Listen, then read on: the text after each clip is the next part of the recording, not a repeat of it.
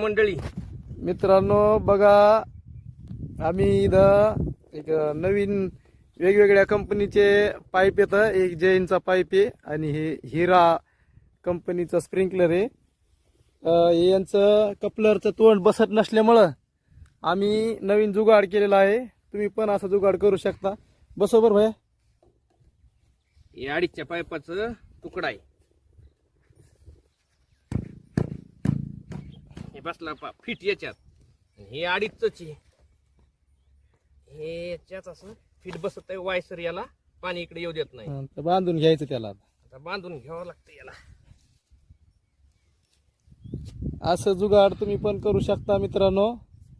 जर तुमच्याकडे असं जर वेगवेगळे कंपनीचे जर एखादी वेळेस हे एक आमच्यासाठी आणि एक आम्ही मित्राचा मागवून घेतलाय. आता जमीन जरा जास्त लोड आला भिजवण्यासाठी.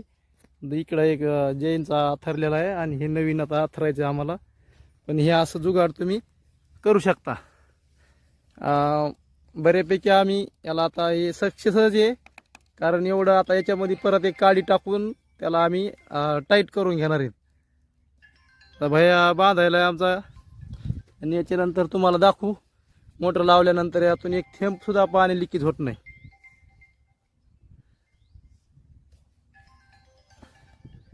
हे PVC पाईपला एक कपलिंग केली आम्ही आणि याच्यात बसवला. एक नंबर जुगाड आहे.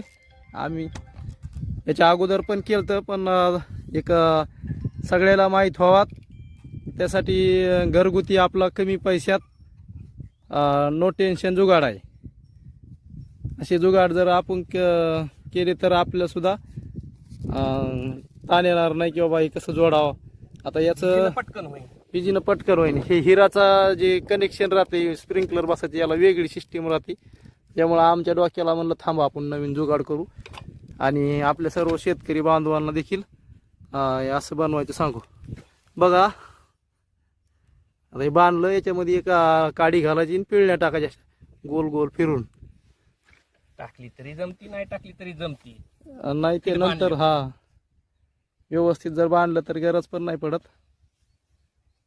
बांधणार भारी पाहिजे.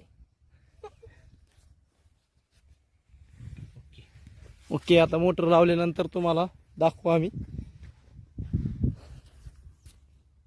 बघू शकता मित्रांनो तुम्ही, अशा प्रकारे आम्ही जुगाड सक्सेस झालेला आहे.